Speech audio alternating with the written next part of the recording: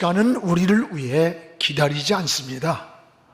가장 큰 낭비는 시간의 낭비라고 합니다. 뚜렷한 목적이 없이 늘 시간에 쫓기는 사람이 있는가 하면 또한 시간을 다스리는 사람이 있습니다. 시간을 지배할 줄 아는 사람이 인생을 지배할 줄 아는 사람이라고 말합니다. 시간은 매일 누구에게나 공짜로 주어져 있지만 그러나 돈으로 환산할 수 없을 만큼 값진 것이 바로 시간입니다. 우리는 최선을 다해서 주어진 시간을 낭비하지 아니하고 사용하는 것이 바로 지혜입니다. 나에게 주어진 시간도 언제 어느 때인지 모르지만 어느 날인가는 반드시 내게 주어진 시간을 결산할 날이 온다는 것을 잊지 말아야 합니다. 그동안에 매 주일마다 이 사도행전의 말씀을 함께 전했습니다. 오순절 성령의 역사를 통해 초대교회가 이 땅에 세워졌고 또 사도들을 통한 복음의 역사와 선교의 불이 열방을 향해 뻗어가는 것을 볼 때 우리의 가슴을 뜨겁게 했습니다. 수없는 고난과 핍박 속에서도 예수는 그리스도라, 예수는 그리스도라고 담대하게 전할 때 복음이 이방 세계로 퍼져가기 시작했습니다.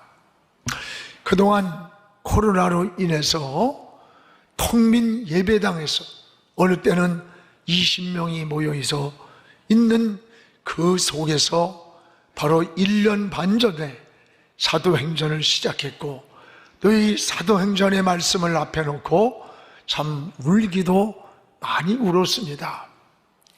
예수 그리스도의 이름 까닭에 집을 뺏기고 직장을 빼앗기고 감옥에 가고 심지어 스데반은 순교를 당하는 이 믿음의 선진들의 발자취를 보면서 우리의 신앙이 얼마나 무기력하고 야성도 잃고 영성도 잃은 잃어버린 한국교회, 아니 우리 내 모습을 보면서 부끄럽기도 하고 무기력함을 느끼기도 많이 했습니다. 오늘 사도행전 28장을 마무리하게 됩니다. 그러나 사도행전의 역사는 28장에서 끝나는 것이 아닙니다. 우리 주님이 다시 오시는 그날까지 사도행전의 역사는 29장을 멈출 수 없이 계속 써내려가야 됩니다. 성령의 역사는 중단하지 않고 끊임없이 이루어져 가는 겁니다. 예수 그리스도의 생명을 전하는 이 증인의 사명으로 오늘 선교의 열정을 더욱 뜨겁게 이루어가는 우리 영안교회가 되기를 축복합니다. 사도행전은 말 그대로 이 사도들의 행적입니다. 예수님을 만난 사도들이 예수님의 증인이 되었습니다. 예수 그리스도의 생명의 복음을 전했던 사건들이 바로 사도행전입니다. 사도행전의 키워드가 뭡니까? 두 가지입니다. 하나는 오직 성령의 역사였습니다. 보이지 않았지만 성령께서 그 보이지 않는 손이 되어서 역사를 움직여갔습니다. 성령이 말씀하시고 또 우리를 보호하셨고 사람을 만나도록 인도하시고 붙여주셨습니다. 오직 성령의 역사를 통해서 하나님의 나라가 이루어졌습니다. 그러므로 교회의 본질은 바로 성령의 역사입니다. 이 오순절의 성령을 통해서 초대교회가 세워졌기 때문입니다. 또 하나는 하나님은 사람을 통해서 일을 하셨습니다. 사람을 부르셨고 사람을 세우셨습니다. 그래서 가장 중요한 것은 사람입니다. 여러분, 다메섹에서 바울이 주님을 만났을 때 주의 음성이 들려왔습니다. 사도행전 9장 15절에 내 이름, 주의 이름을 전하기 위해 내가 택한 나의 그릇이라. 오늘 사도 바울이 다메섹에서 빛 가운데 눈이 어두워지고 엎드러졌을 때 주님, 당신은 누굽니까? 라고 반문을 할 때에 나는 너를 택한 나의 그릇으로 쓰기 위해서 내가 너를 부른 것이라고 한 거예요. 변화받은 사람, 그런 사람을 훈련해서 그가 가진 달란트를 사용하셨다는 걸 잊지 마십시오. 지식이 필요 없는 게 아니에요. 하나님의 은혜를 받고 변화를 받으면 그 지식이 있으면 지식을 하나님은 사용하셨습니다. 재능이 있으면 재능을 사용하셨습니다. 여러분, 준비된 사람, 믿음의 사람, 성령께 사로잡힌 사람을 사용하셨습니다.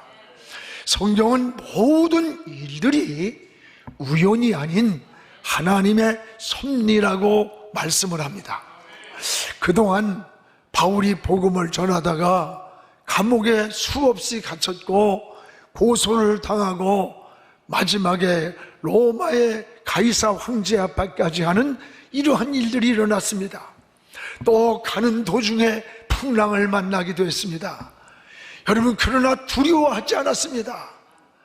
하나님께서 나를 지금 로마로 보내서 저 로마에서 복음을 전해야 할 사명이 내게 있다고 하는 목적을 알았고 하나님의 주권적인 섭리를 분명하게 알았기 때문에 사울은 어떤 환경에서도 두려워하지 않았습니다.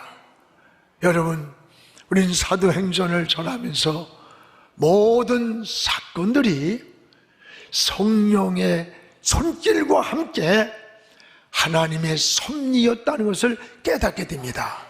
그래서 성경에는 새 한 마리가 떨어지는 것도 하나님의 허락이 있어야 된다고 하셨고, 그리고 하나님은 우리의 머리카락까지도 세심받는다고 했습니다. 그렇습니다. 인간의 생사화복도 성경적 관점에서 보면 이게 우연이 아니에요. 다 하나님의 섭리라고 고백을 해야 됩니다. 모두 하나님의 주권적인 섭리 안에서 있는 거예요. 오늘 14절을 우리가 한번 같이 읽겠습니다. 거기서 형제들을 만나 그들의 청함을 받아 이래를 함께 머무니라. 그래서 우리는 이와 같이 로마로 가니라. 오늘 예루살렘에서 지금 로마까지 오는 동안에 많은 고난과 시련과 감옥과 유혹과 핍박과 위험, 풍랑이 왔지만 두려워하지 않는다. 왜? 하나님이 우리와 함께 했기 때문이라는 거예요. 거기서 형제들을 만나 그들의 청함을 받아 이리를 함께 머물렀다. 그리고 우리는 이와 같이 로마로 간다. 여기 우리는 이와 같이 로마로 가니라. 지금 푸없는 시련과 고난에서 예루살렘에서 여기까지 온 로마는 당시에 이 세계 중심지가 로마입니다.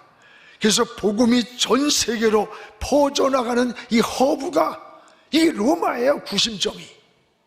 지금은 유라굴로의 풍랑을 거쳤습니다. 멜리데 섬에서 독사가 물었지만 그 독이 바울을 삼키지 못했습니다. 결국 바울이 로마로 가니라. 이게 무슨 말이에요?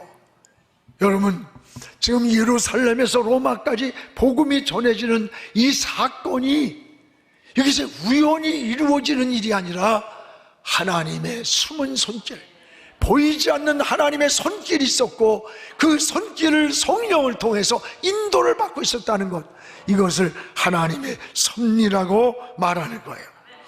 그렇습니다. 그리스도인은 인생에 대해서 운명이다, 팔자라는 말을 절대 사용하지 않습니다. 팔자와 운명을 바꾸는 것이 신앙입니다. 여러분, 지옥 갈 운명이 예수 믿고 천국 백성이 됩니다. 여러분, 예수 믿으면 사망에서 생명으로 옮겨집니다. 예수 믿으면 마귀의 자식이 하나님의 자녀가 됩니다. 어둠에서 빛 가운데로 나오게 되는 거예요. 오늘 성경은 운명이 아닙니다. 하나님의 섭리라고 말씀하시는 겁니다. 그래서 잠언 16장 9절에도 우리 같이 한번 읽어보겠습니다. 사람의 마음으로 자기의 길을 계획할지라도 그의 걸음을 인도하는 자는 여호와시니라. 우리가 어떻게 인생을 살고 어떻게 하고 다 계획을 세우십시오. 그러나 그 계획을 세울지라도 결과적으로 궁극적으로 인도하는 분은 하나님이라는 거예요. 이게 하나님의 주권 안에 있는 게 우리의 삶입니다. 사도행전인 이 사건들이 끊임없이 나타나요. 여러분, 사도행전 8장에 예루살렘에 큰 핍박이 일어났어요. 근데 그때 당시에 오순절에 은혜 받은 예루살렘 교회는 복음을 전하지 않고 자기들이 즐기고 있는 거야. 그때 하나님께서 예루살렘에 핍박을 줬습니다. 이 핍박을 받은 그리스도인들이 사마리아 성으로 사방으로 흩어지는 거예요. 이 흩어지는 것이 망하는 것이 아니라 놀라운 사실은 흩어지는 곳마다 복음의 불씨가 떨어지는 거예요. 그리고 그것이 복음이 전해져서 이방 선교가 이루어져 가는 거예요. 놀라운 하나님의 역사의 섭리입니다.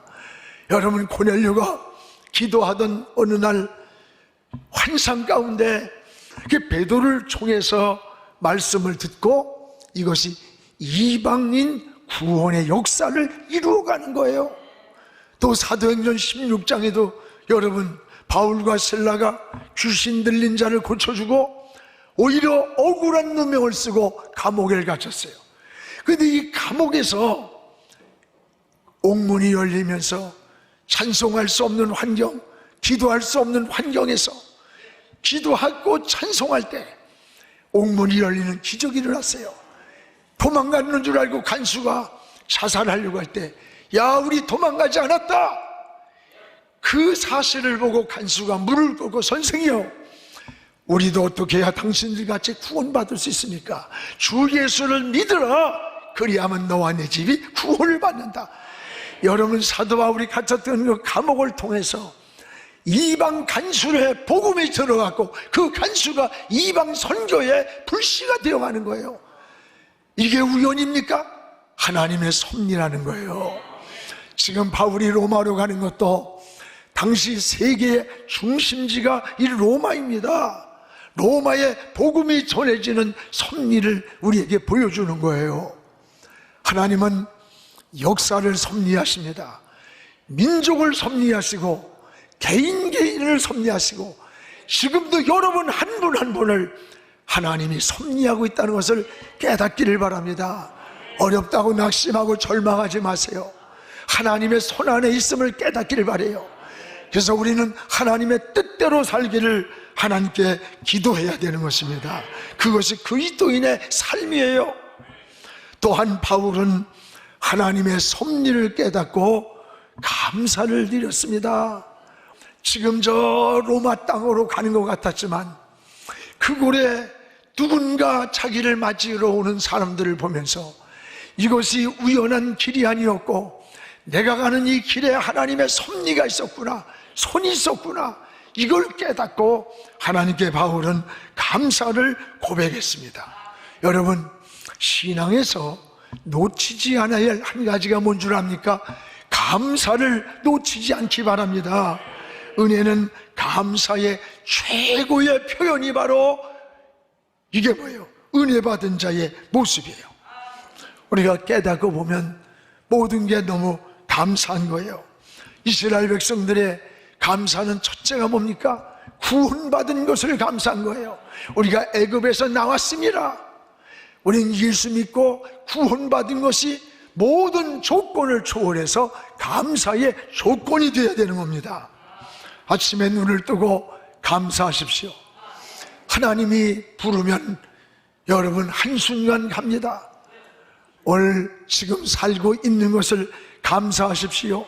내가 숨쉬고 있는 것이 감사하고 이 자리에 앉아 예배드리고 있는 이 시간이 감사한 것입니다.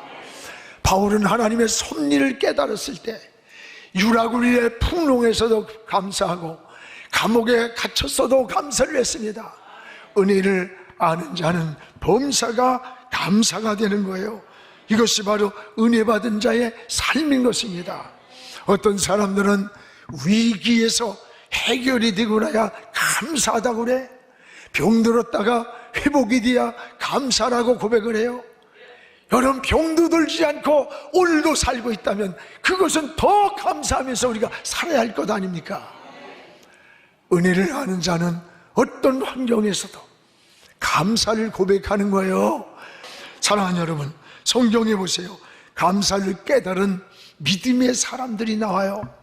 아브라함, 이삭, 야곱, 요셉 등 이들이 믿음으로 산 사람들입니다.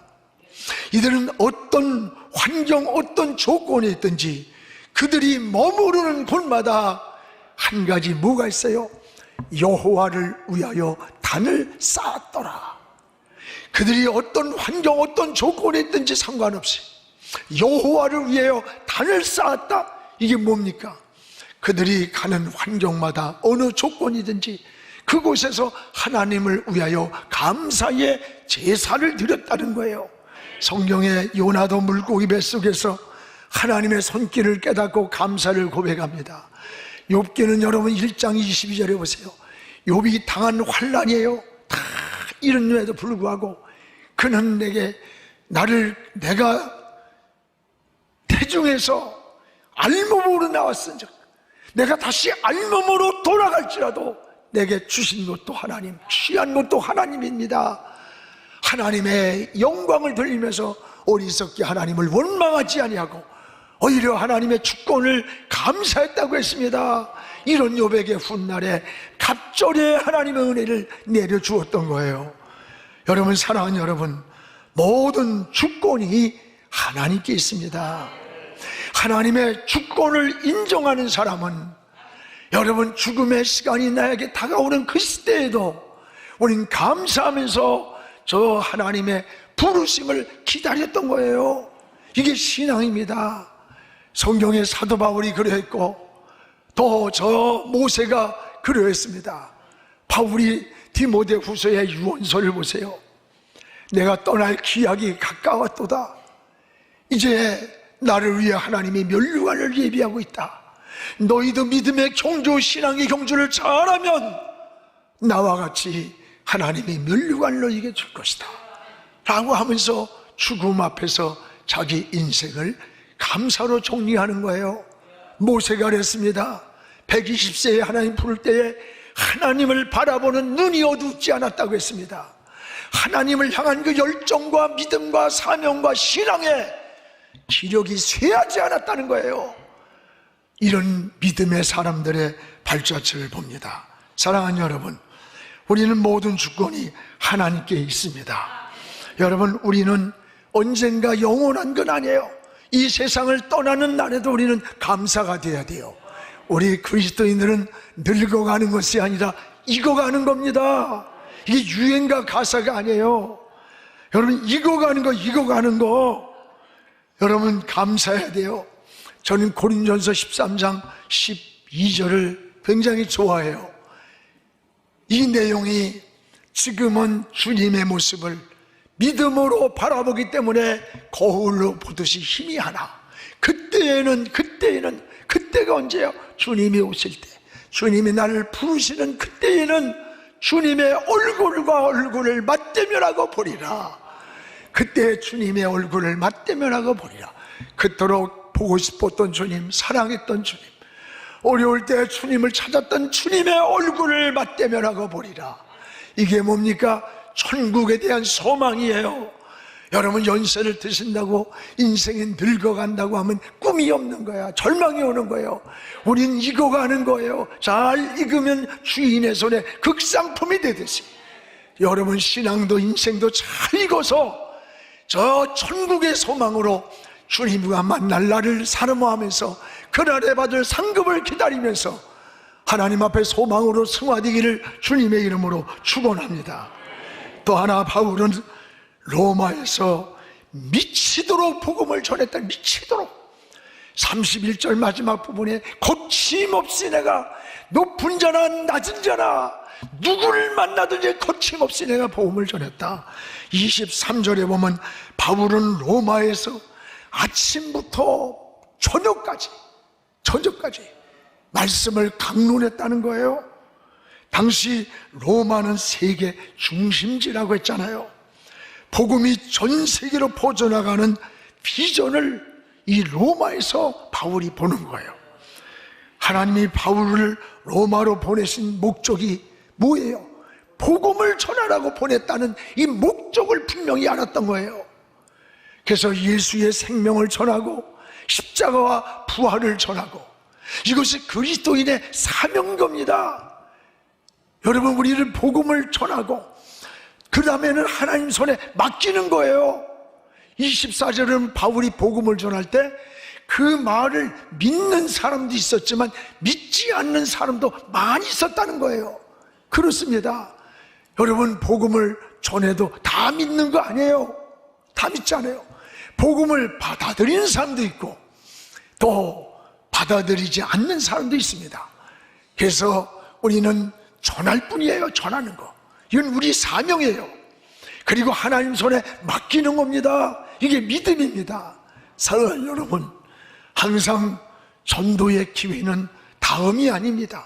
지금이라는 것을 놓치지 않기 바랍니다. 여러분, 구원은 오직 하나님이 하십니다.